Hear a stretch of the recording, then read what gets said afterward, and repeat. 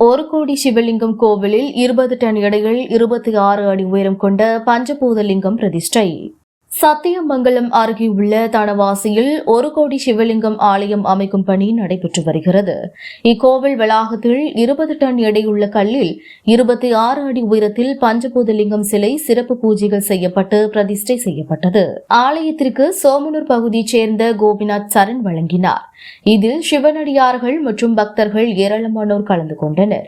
முன்னதாக பஞ்சபூதலிங்கத்தின் பீடம் மற்றும் பஞ்சபூதலிங்கம் நிலைநிறுத்தும் பணியானது கிரேன் மூலம் நடைபெற்றது. இதைத் தொடர்ந்து பிரதிஷ்டை செய்யப்பட்ட பஞ்சபூதலிங்கத்திற்கு அபிஷேக பூஜைகள் செய்யப்பட்டு பூமாலை அணிவித்து செண்டை மேள வாத்தியங்கள் முழங்க சிறப்பு பூஜைகள் நடைபெற்றன.